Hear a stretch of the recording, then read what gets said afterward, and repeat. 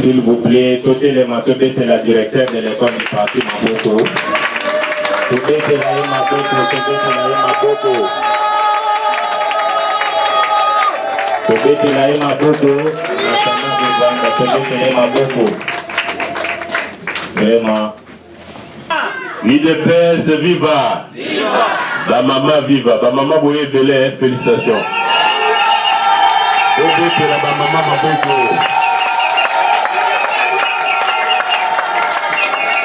La papa peut basaler, peut-être la peut basaler. 13 parlementaires, nos pères fondateurs de l'UDPS, juste en cette période-là, Balingi Balakissa, exemple à ma paix, il y a dédoublement, il y a la structure de base. Est-ce que Moutoua Congo vraiment c'est un séquediste? Non. La Kanisi a Bonsani que un certain 1er novembre, le 13 parlementaires avait adressé une lettre au président Mobutu. Nakanisi Abosani. Ou bien fait ça sciemment. La lettre des 13 parlementaires. UDPS viva. Viva. Pour la mini toponi témoin. D'abord, comme je l'ai dit, c'est pour honorer la mémoire de nos pères fondateurs. De deux, c'est pour tirer des leçons du passé afin d'éviter de tomber dans les erreurs dans le présent et pour préparer aussi l'avenir. UDPS viva. La Kanisi, Bomoni, Mokonzi à parti. Directeur de l'école du parti. Il est venu ici parce que Azana par matière est belée. Il a vraiment beaucoup de matière. Mais les lots, on ne va pas vous décevoir, mais il est juste venu pour une séance introductive, inaugurale. Il n'y aura pas trop de questions puisqu'on va lui laisser aller préparer la matière. Que la particularité de cette cellule, c'est d'être une cellule avant-gardiste. Nalinga président fédéral. Moutou ya Molongo. Donc, nous sommes en quelque sorte avant-gardistes et à lutte pour des valeurs démocratiques et républicaines. UDPS viva. Donc voilà, je ne vais pas monopoliser la parole. Nalingi Bolandaye, il a beaucoup de matière, mais il va essayer d'effleurer l'essentiel. Mais pour y dimanche prochain, parce que les 3 dimanches qui nous restent, vous allez surpris. Vous verrez défiler ici des hautes personnalités. Puisque eux-mêmes se bousculent pour venir. UDPS viva. Et toute la considération que nous vous devons, nous vous souhaitons d'abord la bienvenue ici à la cellule. UDPS unité résidentielle. Bon, c'est pénite. Sommes c'est pénite pour bételer ma bonne, s'il vous plaît. Le directeur, c'est un habitué de cette cellule. Quand il vient ici, c'est ça à la maison, n'est-ce pas, directeur? Merci beaucoup. Donc, nous lui donnons la parole pour nous entretenir sur cette thématique. UDPS viva! Viva! UDPS viva! Viva! Fatibé! Béton! Fatibé! Béton! Fatibé bébé!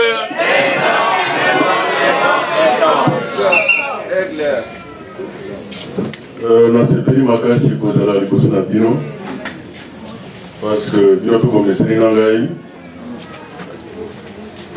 naye peut-être na ngonga oyo eleki motuya mpo na ngai na mpo na bino. Avant que tocontinue na masolo na biso, nakosenga bino minute moko ya silence mpona kokanisa baye bakufa na mai ya Katekelai oyo tobengi massacre ya Katekelai. En même temps que tous en droit, tous en devoir, il y a Kukanisa, Baye, Bakoufa, Naïtiofa, les 14 adeptes de Kassongo, un Kourou, ils sévissaient à Itiofa, camion man Nangongawana, et Kangisaka, 14 membres de l'église Wana ya Kassongo, au Benda Bango, na Mabele, Kino, Bakutana, Kina Liwa. En leur nom, je vous demande, je vous prie d'observer une minute de silence.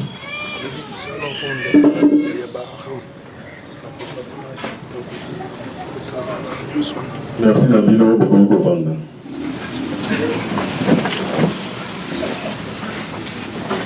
Maïnyo Stouti Kolobawa, Ndola Yango, Ote, Tobe, Telabaye, Bakoya Sima, Bayeba, le Lenge ya Botamboli, il y a 13 parlementaires, 1 Mombo Lona, 2 Kasala Kalamba,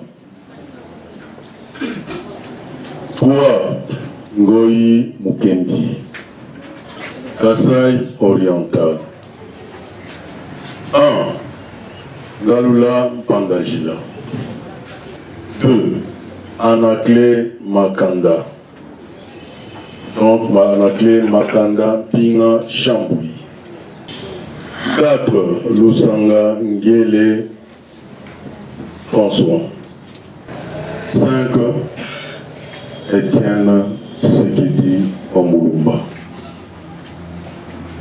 Dans la parenthèse moquée, Maïmatali Kasai Oriental, parce que Bandeko Oyo, Batambola, na 13 parlementaires, Bakoui condamné ngai que nazali ko sauter Bakombo Mususu. Bakombo Mususu,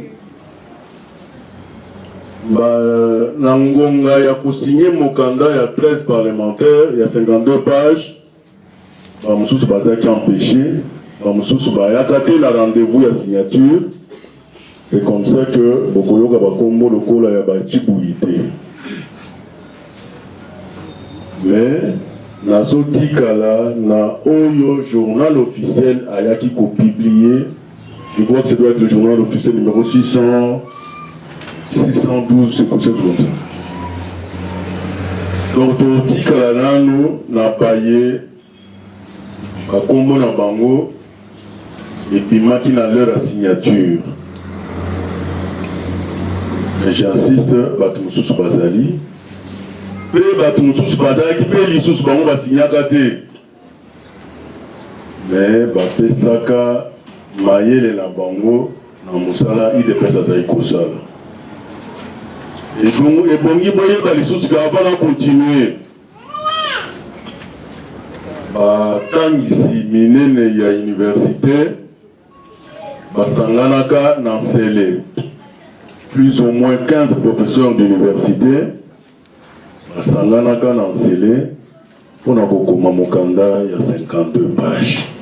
Ça n'était pas l'œuvre d'une seule personne, mais batobele lokola batikonda walumanisha ba professeur Liaou basanganaka na baninga mususu. Même temps, nous sommes professeurs de surtout pour des raisons d'éthique. Parce que nous avons dans Mokumba, il y a comme même idéologie à partir. La idéologie à partir, non, ils ont la caté. Les alikaka, oui. Là, nous avons parmi les chantres, il y a oui, wana. Donc, Bogolim Bisangai, na Botali, Mokumba Nangai, na Kouikon les maté, Bakutangai Nanon, la place Yaoui. On s'allie obligé en tant qu'idéologue, Pote na Kangama, Kakana Mopanzi Moko, il y a oui. Et si on a l'ignaté, il y a une logique. Cela ne vous empêche pas la critique, mais ne m'ordonne pas la critique. Vous connaissez, hein? Si vous avez un Kasaï oriental, vous avez un Katanga, donc vous avez un Katanga, Kibasa, Maliba, Wamasela. Dungu, Wakumwanza, Bakomi ya Mokanda, il y a 13 parlementaires. Bakomi, Obasignaki.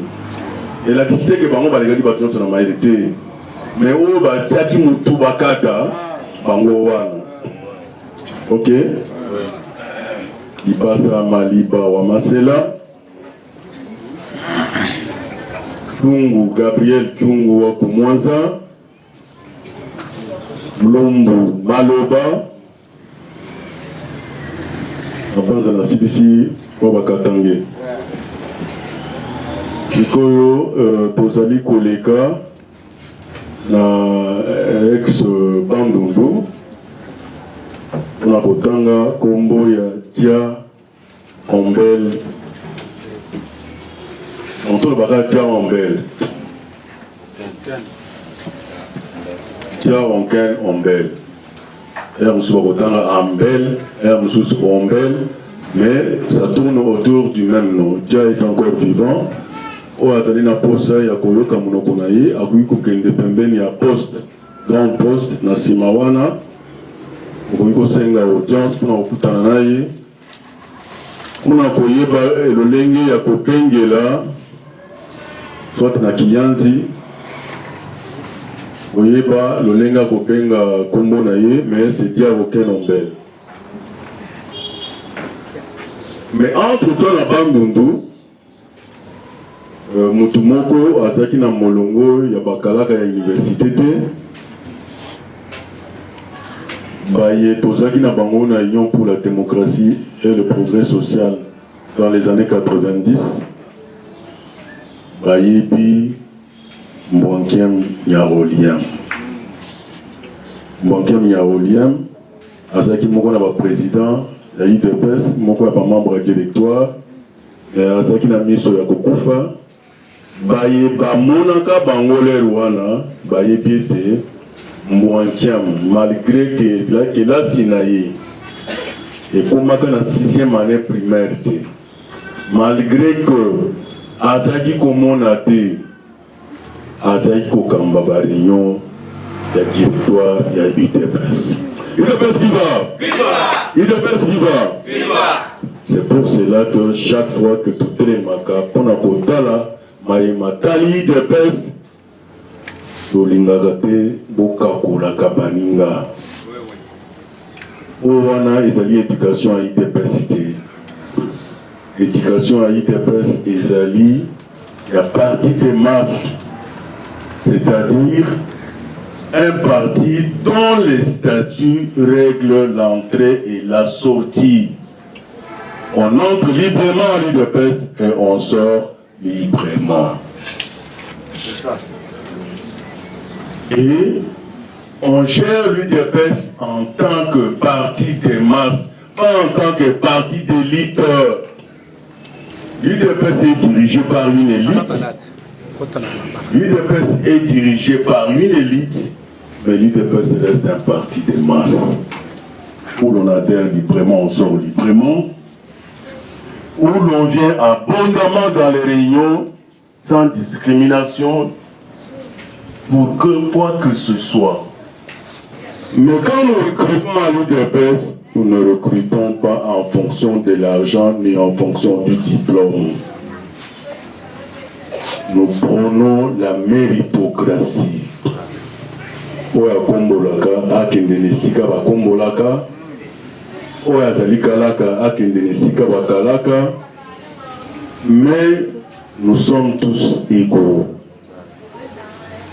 Et bon, il faut cultiver culture wana nde culture na biso na kati na IDPS.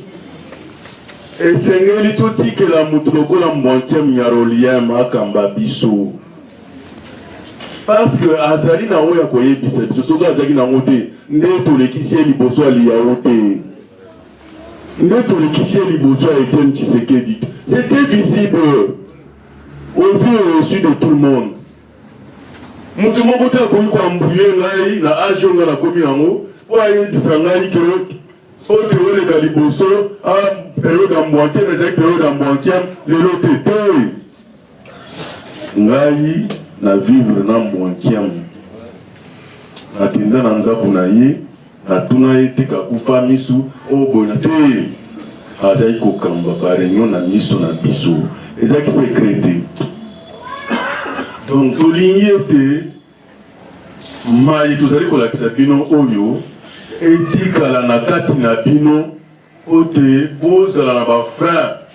Quand vous voulez parler de l'UDPS, ne parlez pas de l'UDPS comme si vous parliez de n'importe quoi. Sortez du langage de la polémique. Ce n'est pas propre à l'UDPS. Sortez de la discrimination. Nous avions instauré le collège des fondateurs, nous avions instauré dans ces partis les directoires pour éviter la discrimination. Tozaki na mote. Yango wana tokosenga bino ke bokanisaka maye touti koloba awa sikona na banda après Mbwankiam etikali province nini Congo central. Congo central, de mémoire de l'histoire de l'UDPS, n'a pas 13 parlementaires basés à Moutouté.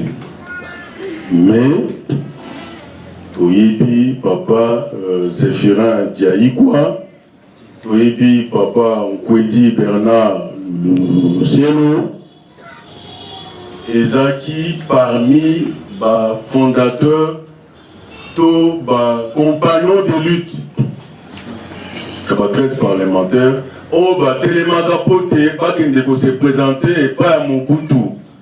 Après le 1er novembre 1980, on a que par solidarité avec les gens que vous avez arrêtés, vous avez oublié de nous arrêter. Arrêtez-nous aussi.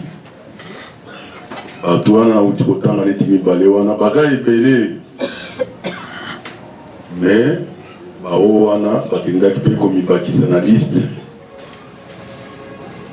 côté bakota na lingomba ya baye bazali kotambola elongo ou le compagnon de lutte de 13 parlementaires.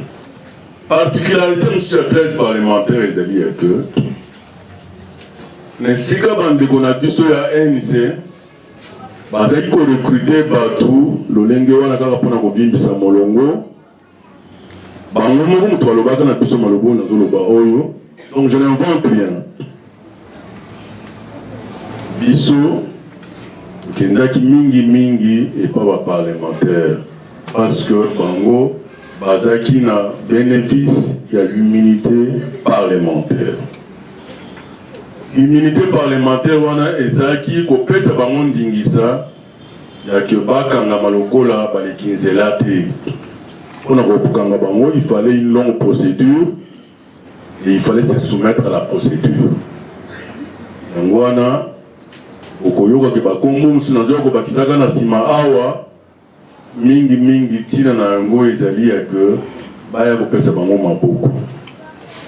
Mais avant que na continuer na bisika mususu, on continue ki kombo moko ezali ya Isidore Kanana na compte ya Kasai Oriental. Bayebi lokola ngai histoire ya UDPS balembisa ngai soki bayoki kombo ya Isidore Kanana te obakisa ye na liste ya bambotama ya Kasai Oriental. Souvent on abetaka masolo ya UDPS nalinga kokabola bango en fonction ya baprovince te natanga kaka ndenge wana, mais pour des raisons purement historiques pour permettre ngai que nasala bokeseli wana ote soki balobi na bino ke bozali ba tribaliste tala ke na UDPS bato ebele bazaki wana bazali bato boye ya ekolo boye esengeli bozala na eyano ya kopesa bandeko wana parce que politique ezali na côté fort la manipulation. Donc la politique sans éthique côté fort nango ezali manipulation. La dignité que radio trottoir ebotama na nsima ya oyo tolobi awa et de former maye tolobi pour le kumu ya mokolo ya le 1er novembre 1980 parce que le congrès a eu des personnes qui ont été magasinées dans le moko. Ils ont été article 23 statut. Moutouana ne a eu agir par voie d'autorité, directement ou indirectement par personne interposée. C'est ça que disent les statuts. Mais quand vous voulez vous compliquer la tâche, vous allez entamer le vouloir vivre ensemble harmonieux. Le vouloir vivre ensemble harmonieux est entamé de fond en comble. Et bon, il y a que, comme on a dit, union pour la démocratie et le progrès social. D'abord, l'union. Pour atteindre l'union, il faudrait que Batubazala, au petit moment matin, Yawan, au combat la mission de Yakozala na union. Moutra ba défaut na yi. Et nous venons ensemble pour constituer les maillons de la chaîne. Les maillons de la chaîne, on ne les constitue pas seuls. Car la démocratie est l'art du compromis par le dialogue. Je répète, la démocratie est l'art du compromis par le dialogue. Vous n'allez pas vous cabrer dans votre coin en vous prenant pour un extraterrestre. Non. L'UDPS est un parti des masses. Chacun prend ses défauts et ses qualités, privilégie les qualités pour le vouloir vivre ensemble harmonieux. On ne se construit pas un vouloir vivre à soi, non. C'est le vouloir vivre ensemble harmonieux. Le quoi on a commis la gâte à Mosiki Oyo, n'a la mibeko ya Mosiki. Ezalité, Mosiki l'andanga, il est si grand la zalité. Landa mibeko ya Mosiki. Bien parlé. Tozo senga, nakati na biso pote, moko na moko ayeba que nous sommes l'Union pour la démocratie et le progrès social et nous cultivons le vouloir vivre ensemble harmonieux en renforçant les maillons de la chaîne. Maillons est séparés. Mais ici, il y a l'Union pour la démocratie et le progrès social. C'est pour cela que quand vous allez côté l'image, il y a un drapeau, il y a un vous allez comme on a Singawana. Singawana nde mutu ezali kosangisa ba maillon de la chaîne. C'est cela. Pote chaîne et comme moulayi. Et quand on a été dans la chaîne, au kati maillon de la chaîne. Vous faites ça mentalement d'abord, parce que la démocratie est d'abord et toujours un état d'esprit. Vous faites le réglage dans la tête. Est-ce que ce que je fais ici, c'est de la démocratie? Si ce n'est pas de la démocratie, j'abandonne. Parce que ça ne plaira à personne. Je suis en union pour la démocratie et le progrès social. Je construis les maillons de la chaîne. Mais on ne construit pas les maillons de la chaîne seul. On construit les maillons de la chaîne en tendant les maillons à une autre personne. On n'a pas dit que cette personne doit être de tel niveau. On n'a pas dit ça. C'est pour cela aussi que nous disons que nous sommes dans un parti des masses. Parti des masses, nous avons la pour la Kolobate. Sala. Par le biais réunion, les alliés dimanche à 15h. À 19h, aux maillons de la chaîne. Aux autres la chaîne en restant à la maison. Vous coupez la chaîne. quels que soient les prétextes, tant que tu es dans le catéchène, makambo yo koloba mawa ekozanga yo. Sûr que la tondisi bino matoyité nalobaki avant que na banda toye kobeta lisolo ya le 1er novembre 1980 mais lokola tozali na cellule ya mama Marthe Kasalou mama na biso tobetela na maboko Fatibert tobetela maboko mpo na Fati.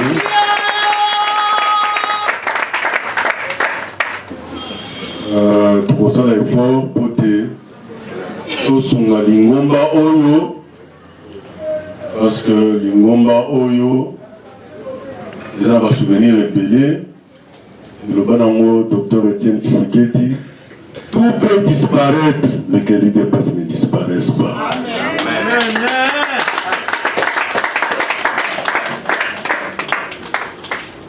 Botele mananga yawa et la cité que là na yebi ko le kabinote nazali moko na kati na bino. Na yebi ko mikitisa tango zo senga ke na mikitisa otenga ina bino to constituer les maillons de la chaîne. Monsieur le Président. Monsieur le vice-président, vous le mangaïté. Na sina ibisibino ngana yakawa pona kofinga baningati. Na yakawa pona kotongola bangote. Na yakawa pona ba polémique te. Sinon na kotika idéologie. Na loka matière mususu na kota idéologie te. Mais soki nazana nzembo ya idéologie, oya kobenga ngai ayebi ki akutana masolo ya idepes. Masolo mususu te. Masolo mususu mema yango na ndako na yo. Les ordres tiennent en ndako na yo, mais awa masolo ya union pour la démocratie et le progrès social. Ngai te mutu na kopesa ba rendez-vous awa bakambi na biso bazali bobanga ba biso te bobanga ba plawa te. Il n'a pas de viva! Il n'a pas de viva! Bossala lokola biso. Bakata! Tiamutu! Bakata! Tokotia! Zalité babengi pengelanam te. Je vous remercie pour tout. Je vous retourne le micro. UDPS, viva! Viva! Boketa mabo magas.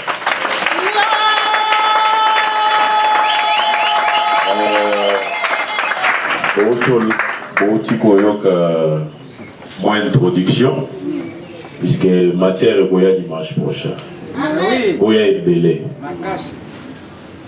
Matière est belé, puisque toko décortiquer tous les acquis.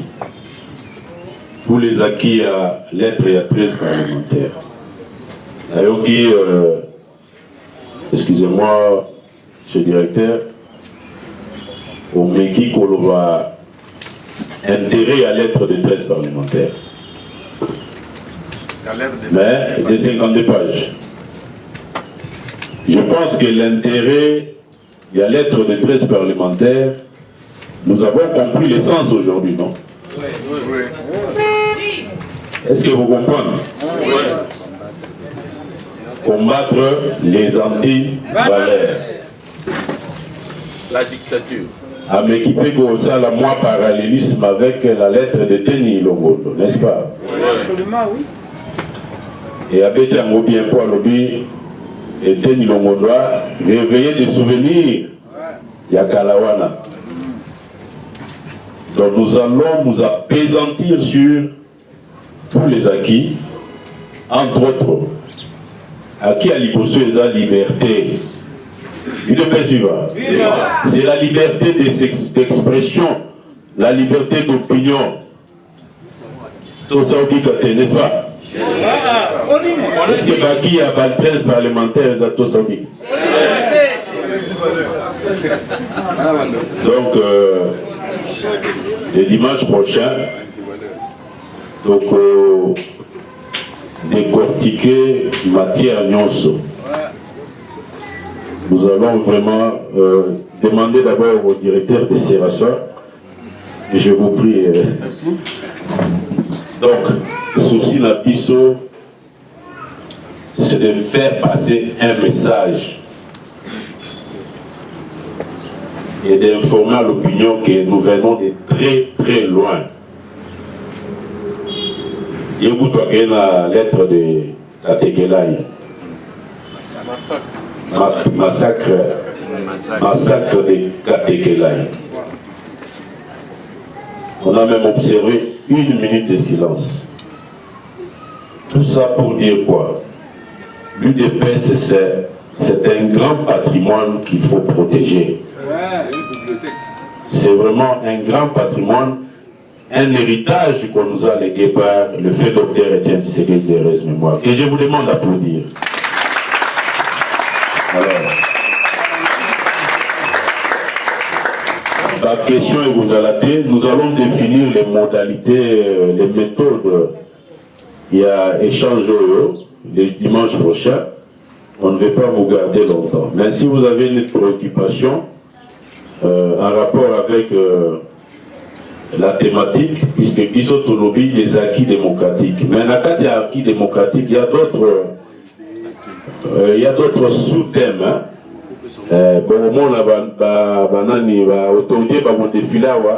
Certains vont peut-être toucher tel point, d'autres vont toucher tel autre point, mais tous, ce sont les acquis. Puisqu'ils vont même, il y a même ceux qui disent que non, les acquis des 13 parlementaires, on a compris que le parti était un parti des gens qui réfléchissaient. Mais la plupart n'avaient pas beaucoup de diplômes. Il est possible. Mais ils vous réfléchissaient comme s'ils avaient. Il est possible. C'est un message. Les acquis, c'est ça. Comment on a dit? L'aveugle qui dirigeait des réunions des directoires. Donc c'est un message. C'est-à-dire qu'il ne faut pas minimiser ton prochain. Il faut le considérer à sa juste valeur. La plupart de ces acquis-là, j'ai comme l'impression que le comique perdre va bien quoi. Puisque dans ces partis ici, nous connaissons, quand vous allez voir une autorité, il va vous faire asseoir pendant 2 heures. Avec le téléphone. Pendant 2 heures. Il est toujours avec le téléphone. Abimi à l'opinion, la telle place. Il est possible. Je ne veux pas citer les noms. Il est possible. Après l'opinion, l'andanga kuna, on l'a dit makolo. Sans véhicule. Et finalement, beaucoup d'années, bon, ça va, je sais, on va se voir. Il est possible. Est-ce que Biloko, il faut y continuer? Non. Bon voilà, nous allons passer à la séance de questions. Quelques questions seulement, puisque nous allons vous libérer. Vous savez que Namini Toyo, dans Tozoloba, il y a des gens qui sont en train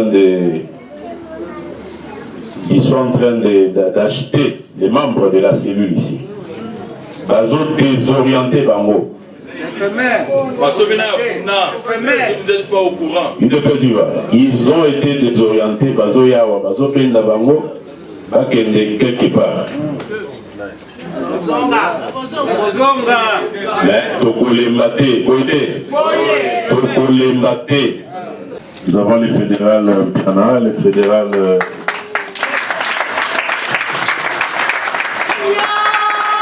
les sectionnaires aussi, merci beaucoup, veuillez vous asseoir. Les sectionnaires, Basaline, en tout cas merci, soyez les bienvenus.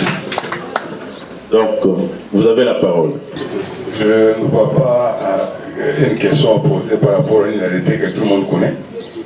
Parce que comme il y a lobby, il y a une réalité où on pose la question. liboso na pesi merci na bureau oyo s'organiser de manière que ebenga mutu ya mutu ya mpona koexplike biso makambo ya parti na biso. Je remercie d'abord le bureau pour ça. C'est une innovation qui est kabouya na pas d'innovation. Il y a de faire un amosus. Je remercie le directeur de l'école de parti, M. Jean-Pierre Kalombo, pour avoir accepté de s'humilier à Koyawa, Koyef Makamboya. Si que Zamba abatte le pouce makasi, pose la makora bouffe le haut les battés, on s'en fout plutôt. Il y a mis ça tout.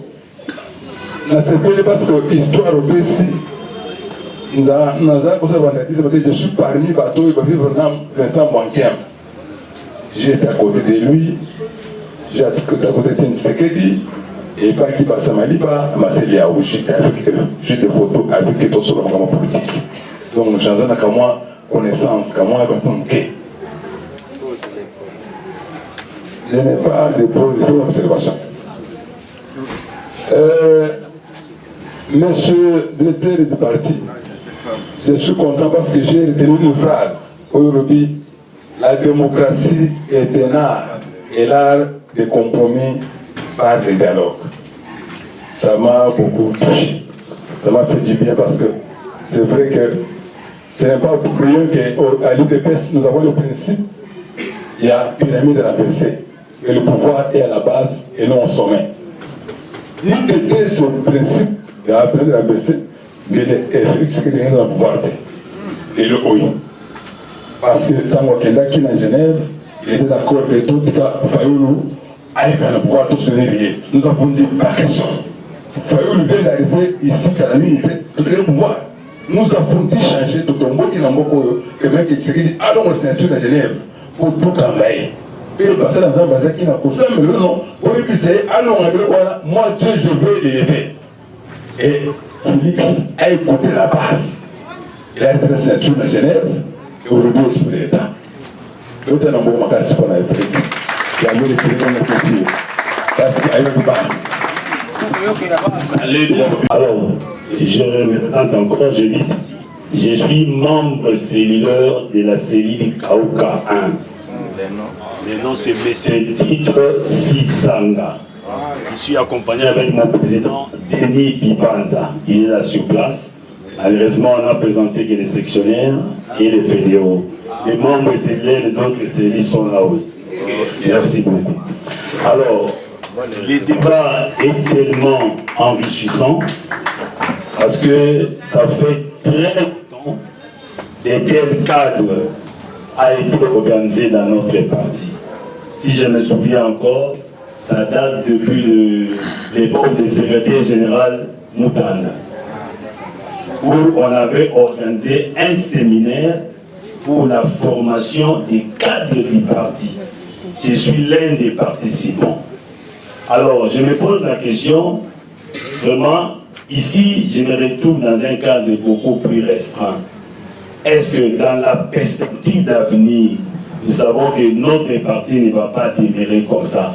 Nous avons l'espoir que les choses vont aller encore de l'avant. Est-ce que nous ne pouvons pas, dans la perspective d'avenir, devant le directeur, nous dire quelles sont les perspectives d'avenir pour redorer encore les besoins des écoles du parti? Parce que le moment aujourd'hui, c'est très important. Viva! Viva! IDPS, viva! Viva! En tout cas, merci président pour la Maloba. Nana Koloba. Namko Balinga Balobi Babakisi. Naza de Sengomi, Komona directeur Kalongaza Biso Awa. Et l'eau connaît ça dans ma passe. Naza Posa même na télévisé dans Zilana Tunaï. En tant que cadre, nous avons parti au Sotoye. Fait un micro dans la partie. Surtout bien officier Kabouya, il y a beaucoup de parti. Le nom du secrétaire général Nyos Baleka, parti dans la tête, modèle Kabouya a été. Le nom de Nyos surtout y a parti. Dédoublement au Bozoloba, et ça va se cellule. Même Nyos est dans la Kacharupa, Nyos est dédoublé. Le lobby sur le Bundaki, na kata parti comme la sécurité parti, les autres se retrouver la sécurité a fait perdre na kata Rupango. Togo se retrouver na bato basala na Kabila. Le sécurité nous soit parti, Benganya ou Libanda. Soko ke kuna jamais okuta sécurité o azake pas Etienne, o azake pas Félix okute na lupango wana. En même temps bacha bango lokola bango bana ko menacer bansien nyonso ya kati ya parti. Ata mutu moko azokota sukuna te. Pona nini parti na minute ko na maboko ya bapaya. O baza ya biso te, o baza bana IDPS te, bayebi idéologie ya IDPS te. Bayebi même pas ba cadre ya parti. Donc tout ça mal vu. Nalala quitté vraiment. Journal le longa na tanisi tonga ya kovanda na zone là. Kota la modèle basali ba maman na biso ba combattant lobby. Kota la nene basali ba combattant na biso lobby. Ngana lelaki makasi. Hein? Si ko ngana zo comprendre te mon directeur. Bino nyonso ba cadre parti boza même école du parti dédoublement et quota ba siège akalisu na kacha lupango na te. Toyebi ba réalité bene. En tant que ba ancien parti botekeli Kabuya parti botekeli parce que autorité wana zozwa ezo uta wapi botekeli parti cause la vérité comme ça biso to ka eloko nini tokosala bavi na biso eza na danger mbuya koni olandela biso ntina bandako tobima su libanda te mwa obeta tatu na quartier eza te mbuya yebi na baporte ndako nyonso tozolaka sikoyo basécurité na ye azwi azotambola na bango na minute oyo nde bamisali ke lelo na lobi osalere me nde na oloba boye nde bofilme nga boye ta mosu na otangisa tongo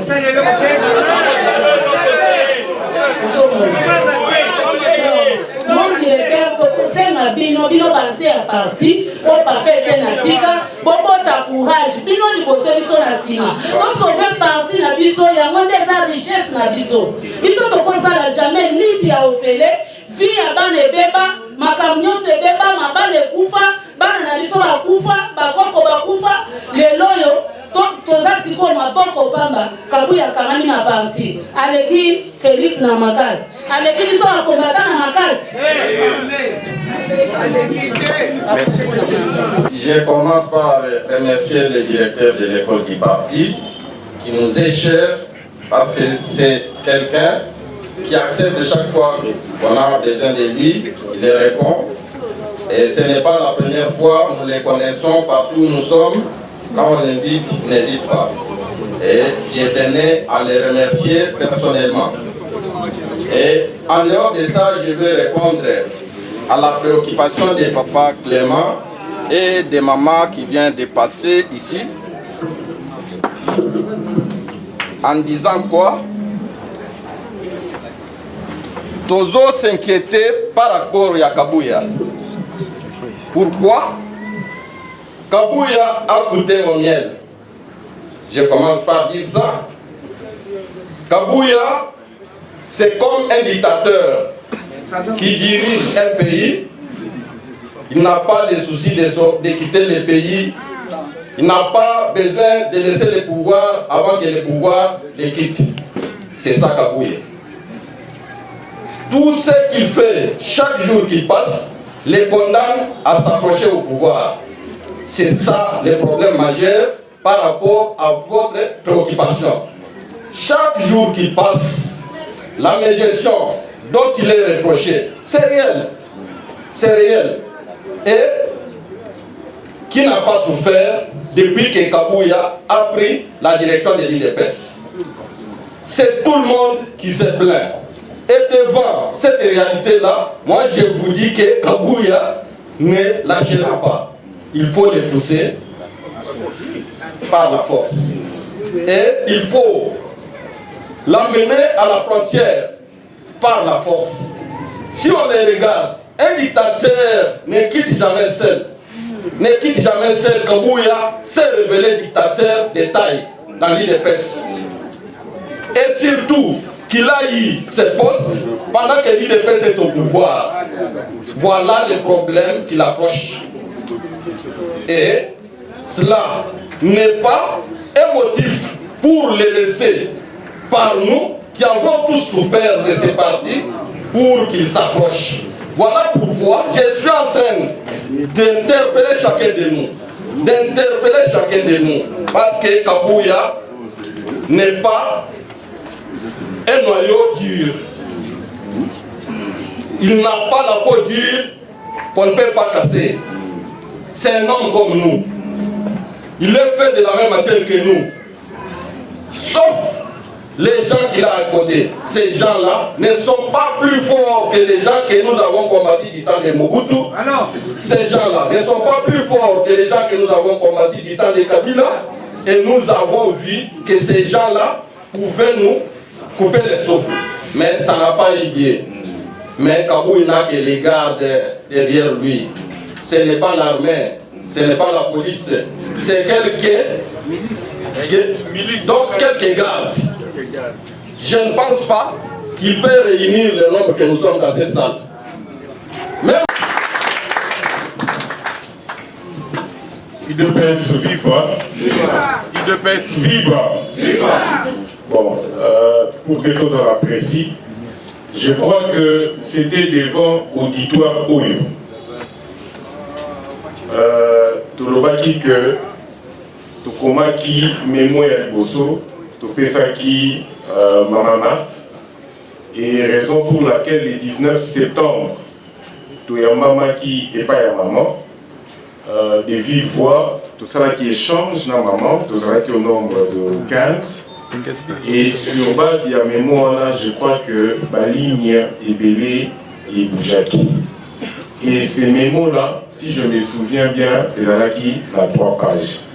Pourquoi ils ont acquis la 3 pages? Parce que la longue vie politique au Mama Marthe à Sala Nakata Parti, étant cofondatrice, et puis étant Maman Oyo, à Tamolakina, Papa Etienne Tshisekedi, d'heureuse mémoire, na bisika nyonso ya kotaki na mikakatano ya prison et na combat politique na ye jusqu'à ce que baki kokotisa ye prison à ciel ouvert na Bruxelles tango Papa Etienne Tshisekedi atikaki biso oyebi bato ya province ya Kasai ba maman surtout soki mobali akufi akozala obligé avant d'annoncer. Et ce qu'avait fait le régime Kabila, c'était encore une fois de plus pour emprisonner Mama Marthe et pour emprisonner Nzoto Yakondo Etienne Tshisekedi na morgue. Donc c'est pour vous dire que pour que tout le négocie aille dans le mausolée, Papa n'a pas qui sous prison. Donc tout pourquoi qui quoi c'était raison pour laquelle Toyaki pour se réunir.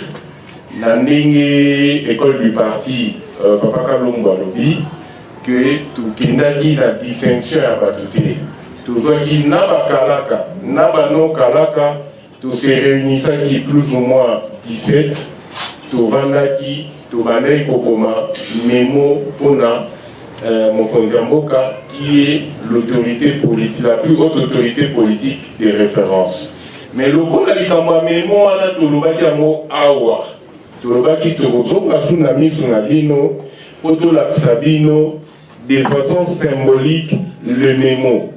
Et sachant que aujourd'hui, le directeur de l'école du parti, il fallait à la devant Bisso, Yamo Tolobaki, Tokobe Sae Mémo Ana Namisu Nabino. Alors, pour ce qui concerne les mémos, ils ont une information mingi. Nous ne voulons pas au commis mémo le président Patrick. J'appelle aussi les autres fédéraux de s'approcher aussi. J'appelle le sectionnaire Ngandou Kalombo Beboul. J'appelle les cellulaires Michel Moutongo. C'est pratiquement l'échantillon. Il y a Batoyo va participer à l'élaboration de la mémo. Le titre de notre mémo, c'est le mémorandum de vérité du caucus des membres du comité fédéraux, sectionnaires et cellulaires de la ville-province de Kinshasa acquis au changement, à l'attention de la haute autorité politique de l'UDPS Tshisekedi, son Excellence Félix Antoine Tshisekedi Tshilombo. Et nous vous le soumettons. Merci. Nous sommes arrivés au terme de notre réunion. Napesi bino merci mingi, nanenge boyaki ebele. UDPS viva. Olakisi vraiment que boza ba Tshisekediste, bomi bete la maboko.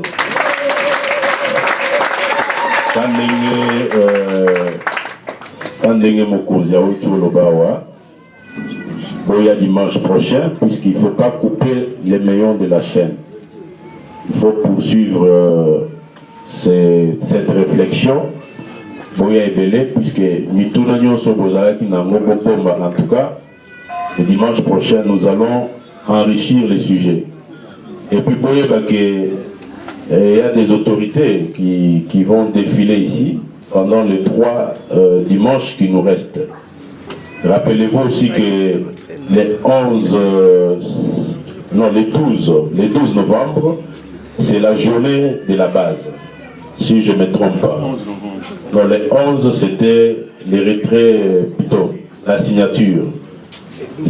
Les 11, c'était la signature. Les 12, c'est la journée de la base. Donc, ça l'effort, puisque les dimanches tombent les 10, nous allons faire ça les 10 aussi, célébrer cette journée-là. UDPS viva. Nous avons quelques communiqués à faire. Nous sommes déjà arrivés à la fin. On a enregistré 143 membres présents. Bomibete la Maboko. Avec une recette cotisation de 62 000 francs. Bomibete la Maboko. Donc, cellule limitée résidentielle se porte très bien. Contrairement à ce que certaines personnes pensaient, Baza confondu. UDPS viva. Baza confondu. Voilà. Donc, plus rien n'étant inscrit à l'ordre du jour, la séance est levée. Bon retour dans votre honneur.